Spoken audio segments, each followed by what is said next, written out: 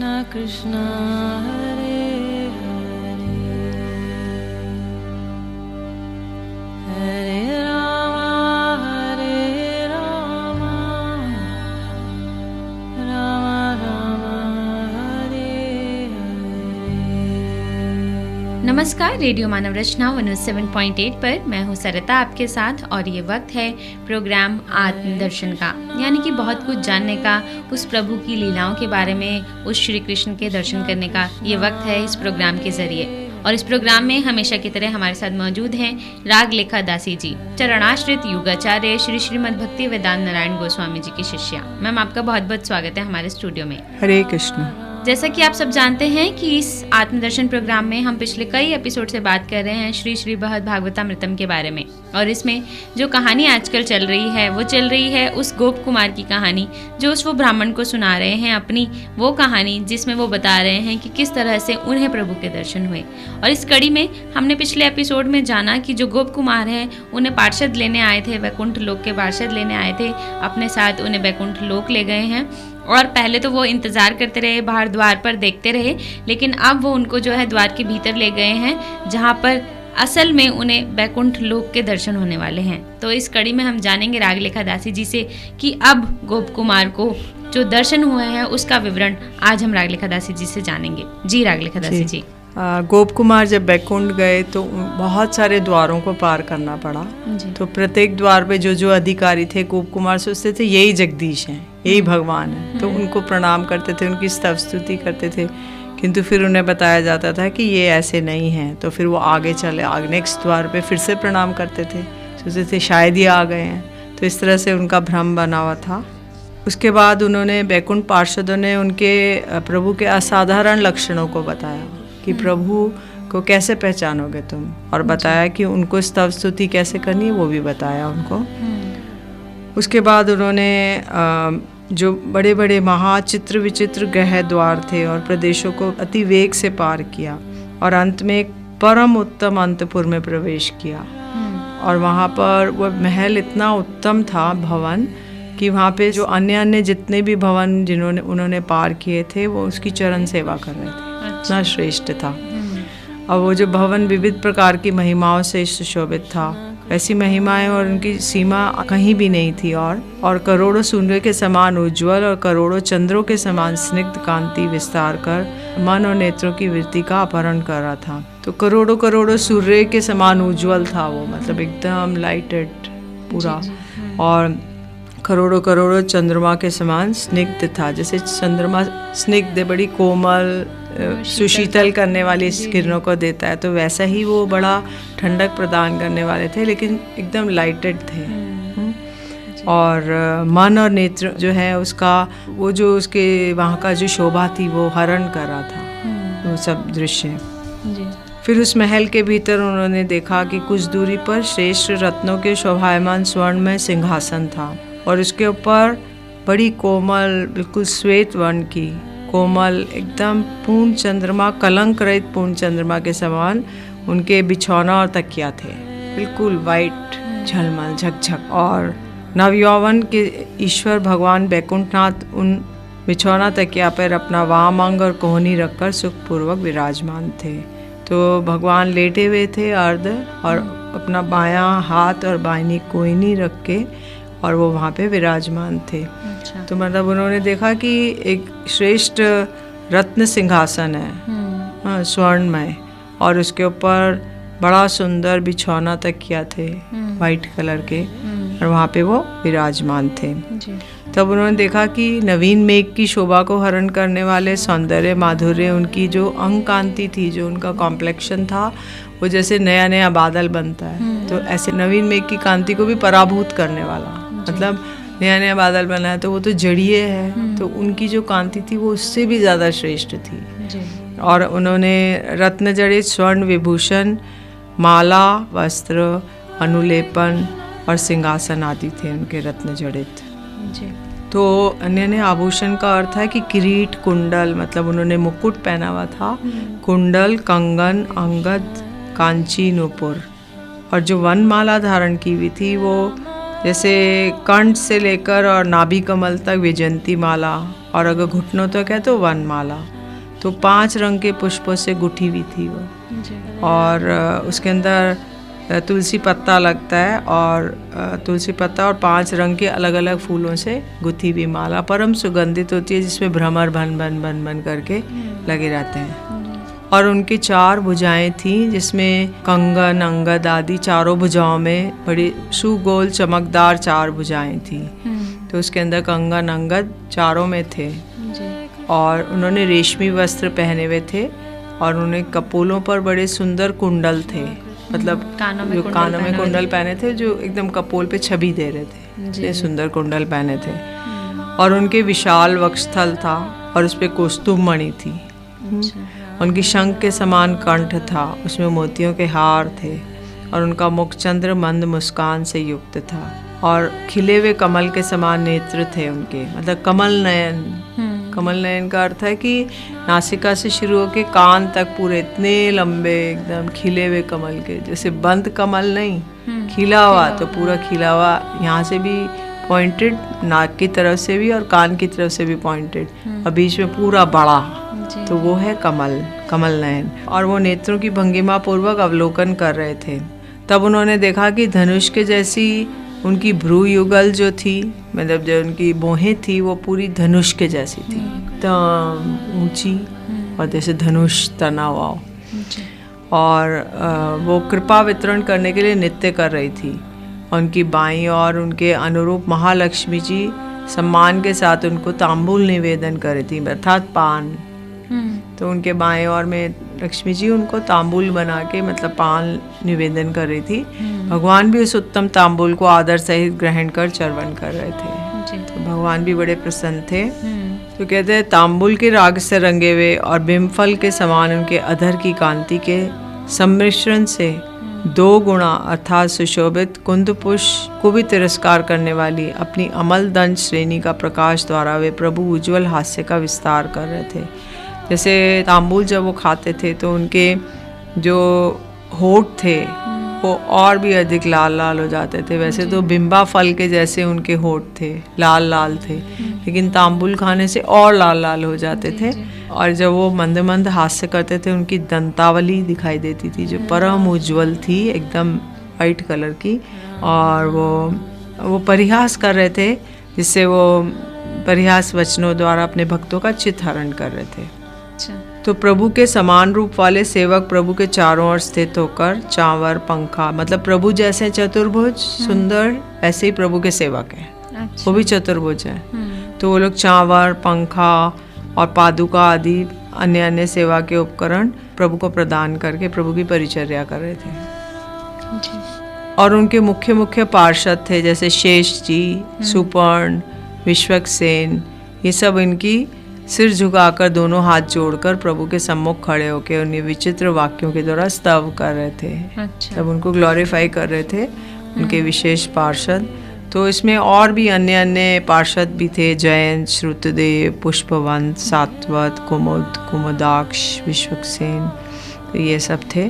कभी कभी श्री नारद जी के अद्भुत नृत्य और वीणा गीत आदि की चातुर देखकर प्रभु अपनी प्रिय कमला और धरणी सहित जोर से हंसते थे। तो प्रभु की 2 पत्नियां हैं, एक तो कमला देवी लक्ष्मी जी और एक धरणी देवी। तो पृथ्वी देवी है क्योंकि उनकी भू, लीला और ये लक्ष्मी जी 3 शक्तियां हैं। तो उनके साथ वो जोर से हंसते थे। किसी किसी समय प्रभु अपने एकांतिक भक्तों को आनंद वर्धन करने के लिए दोनों चरण कमल इस प्रकार फैला देते थे मानो भक्तों को समर्पण कर रहे हैं, और इस प्रकार वे अद्भुत क्रीड़ा करते हैं। तो गोप कुमार ये सब देख रहे हैं कि क्या हो रहा है, कौन क्या कर रहा है, कैसे प्रस्तुति हो रही है। अब प्रभु के दर्शन को प्राप्त करके गोप कुमार आनंद के आवेश में हो गए, और उन्होंने पार्षदों के द्वारा प्रदान की गई शिक्षा को भूल गए।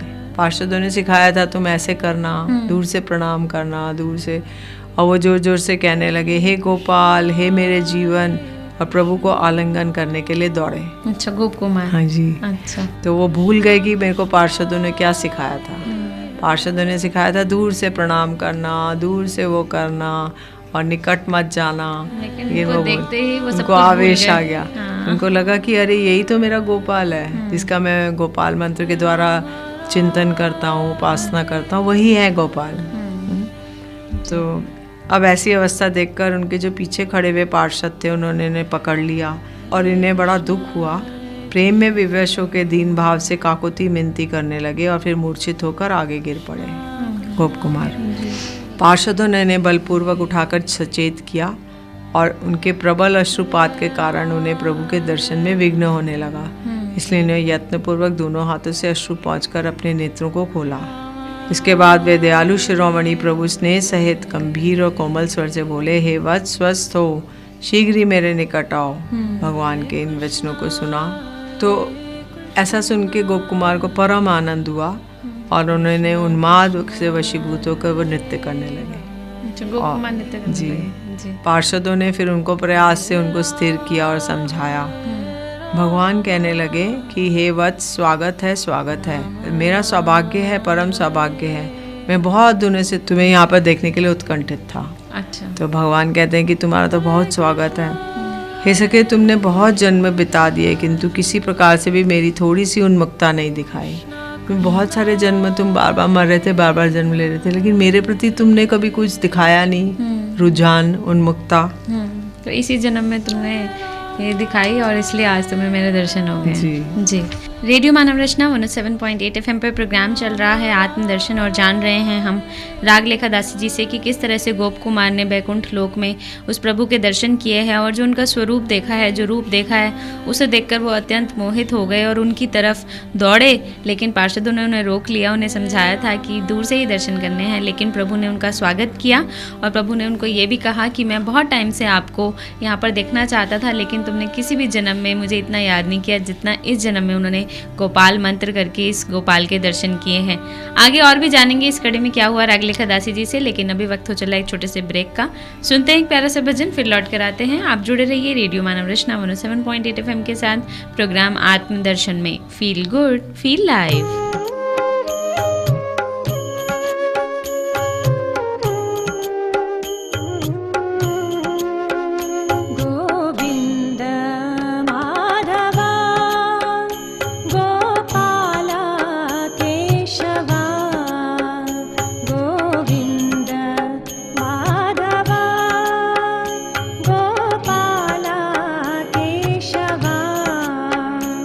जय नंद मुकुंदा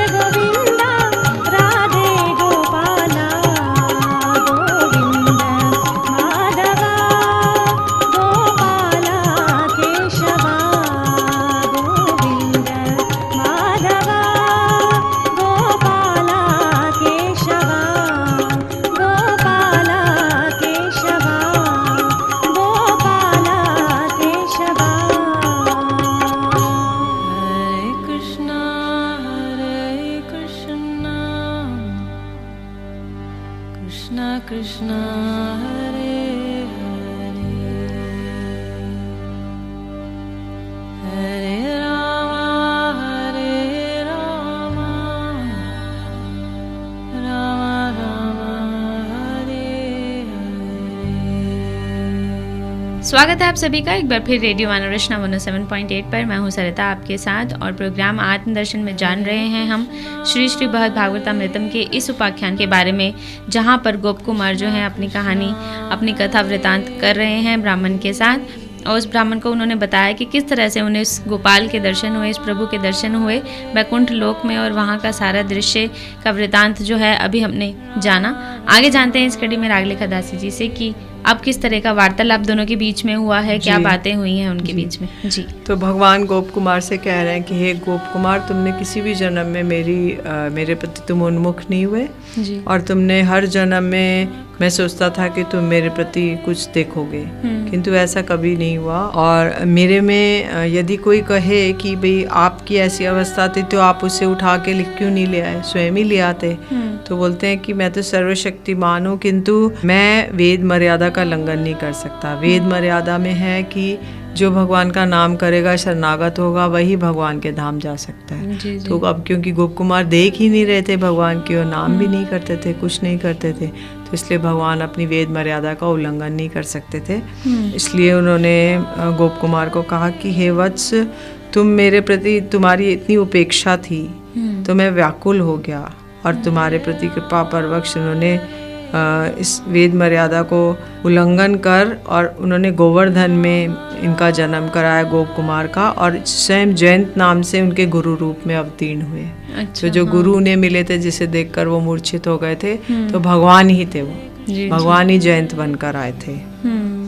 भगवान कह रहे हैं कि अब तुमने इतनी दीर्घकालीन आशा को परिपूर्ण किया है, अब तुम स्थिर भाव से मेरे और अपने सुख को पुष्ट करो। तो बोल रहे अब तुमने, मैं इतने समय से सोच रहा था गोप कुमार कब आएगा, अब तुम आए हो, तो अब तुम यहाँ रहकर और सुख को बढ़ाओ। गोप कुमार बोले हे माथुर विप्र, गोप कुमार क्योंकि माथुर ब्राह्मण को ये कथा सुना रहे हैं, तो कह रहे हैं कि भगवान के वचन रूप महाअमृत को पान करके गोप कुमार मत हो गए, इसलिए उस समय उनका स्तव करना या अन्य किसी कर्तव्य को भी नहीं जान सके। तो एकदम वो आनंद में विवल हो गए और वो नहीं जान सके मुझे क्या करना है क्या नहीं करना, सब कुछ भूल गए। फिर उसके बाद उन्होंने देखा कि कुछ समय बाद वो जो गोप बालक वेशधारी वेणुवादक प्रभु के सम्मुख वेणुवादन कर रहे हैं। उन्होंने स्नेहपूर्ण वाक्यों से सांत्वना और विश्वास दिलाकर तथा बलपूर्वक अपने साथ लेकर उन्होंने वेणुवादन में प्रवृत्त कराया। गोप कुमार के मन में इच्छा थी कि ये प्रभु तो वेणु नहीं बजा रहे हैं। तब फिर उनको ऐसा लगा कि वो देख रहे हैं कि गोप बालक आ गया है और वेणु बजा रहा है। तब फिर उन्होंने उनको भी वेणु दी कि तुम भी वेणु बजाओ। अच्छा, वैकुंठ नारायण ने।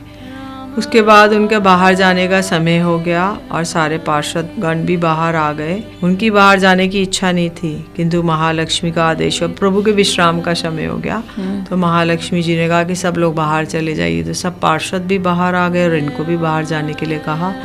इनकी इच्छा नहीं थी कि ऐसे करें, किंतु फिर भी पार्षद गण उन्हें कौशल पूर्वक बाहर ले आए। फिर उसके बाद उन्होंने जितनी महाविभूतियाँ थी वो समस्त उनके सामने उपस्थित हुई और उन्होंने दूर से ही उनको परित्याग कर दिया और वो अपने में स्थित समस्त विभूतियों को भी गोपन कर पहले के जैसे गोप बालक के रूप में उस वैकुंठ में वास करने लगे। तो अब सब लोग चाहते थे कि गोप कुमार जो है ना, मतलब ऐश्वर्य के साथ रहें, किंतु वो गोप बालक में ही पहले के जैसे फिर से वहीं पे वास करने लगे, ग्वाले का वेश बनाकर। अच्छा, वैकुंठ में ही जी।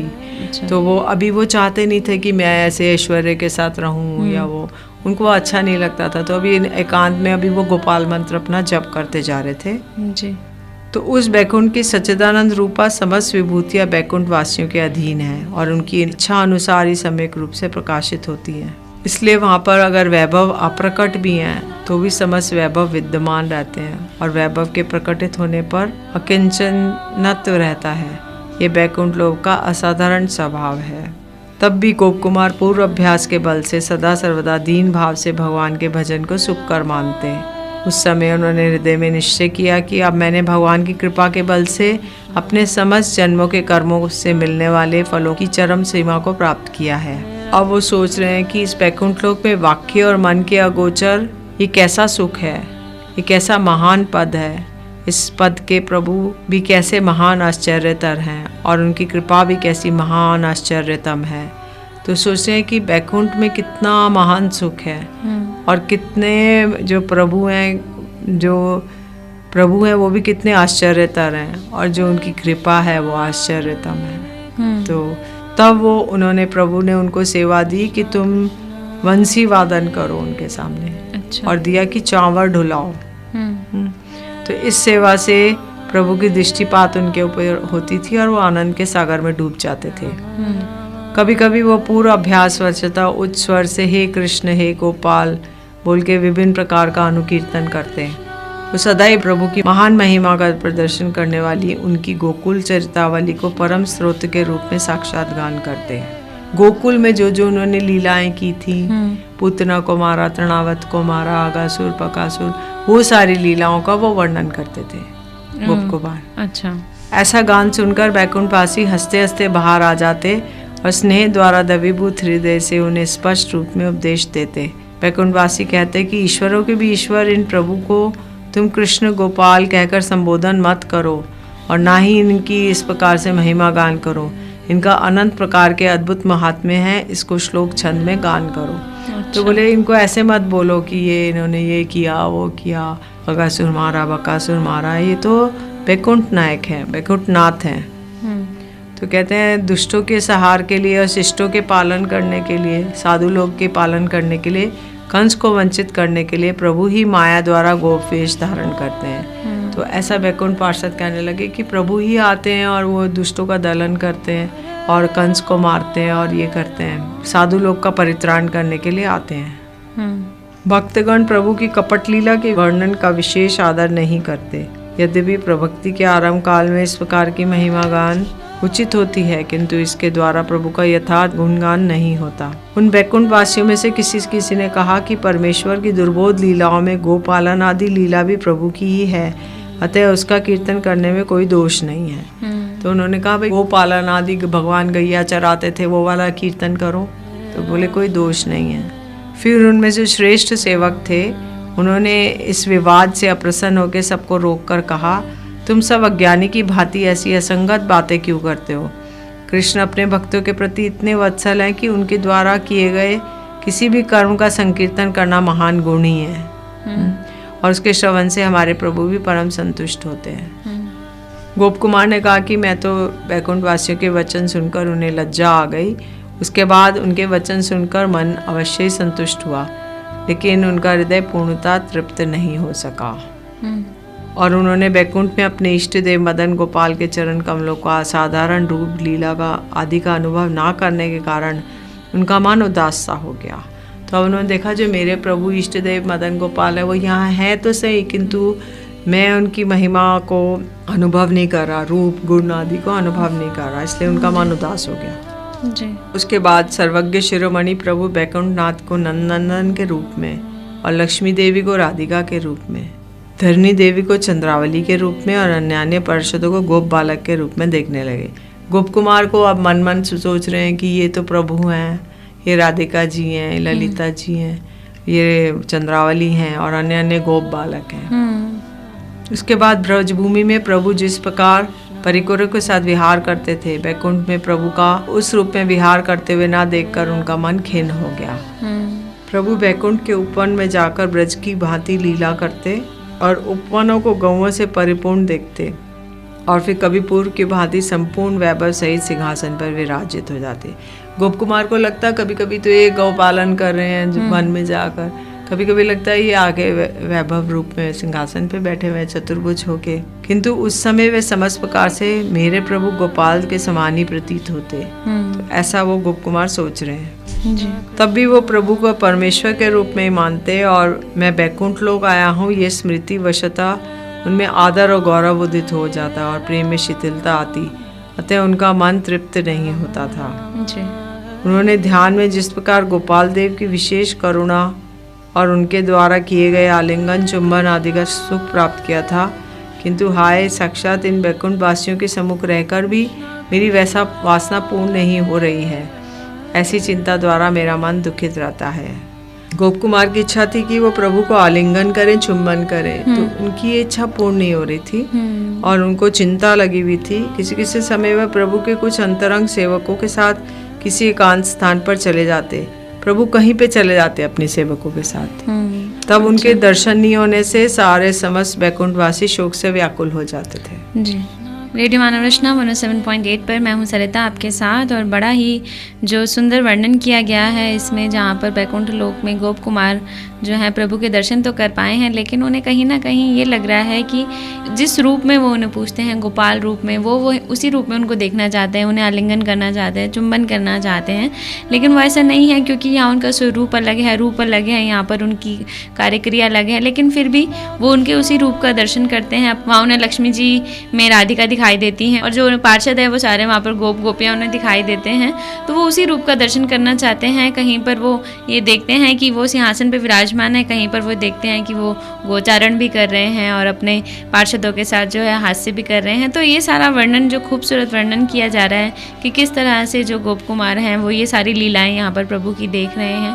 आगे और भी बहुत कुछ है इसमें जानने के लिए, लेकिन जानेंगे ये सब अपने अगले एपिसोड में, क्योंकि अभी वक्त हो चला है हमारे से जाने का। अगले एपिसोड में फिर आपसे मुलाकात होगी। रागलिका दासी जी, आपका बहुत बहुत शुक्रिया हमारे स्टूडियो में आने के लिए और इतनी ज्ञानवर्धक बातें हमसे बांटने के लिए। हरे कृष्ण। अगले एपिसोड में जानेंगे गोप कुमार की कहानी और आगे कहाँ तक है, और जो वो ब्राह्मण जी को सुना रहे हैं वो कहाँ तक चलती है, ये सब जानेंगे, लेकिन अपनी अगली कड़ी में, अगले एपिसोड में। अभी के लिए मुझे दीजिए इजाज़त और सुनते रहिए रेडियो मानव रचना 107.8 FM पर आने वाले और भी प्रोग्राम्स को। Feel good, feel live, good feel live, good feel live, good feel live.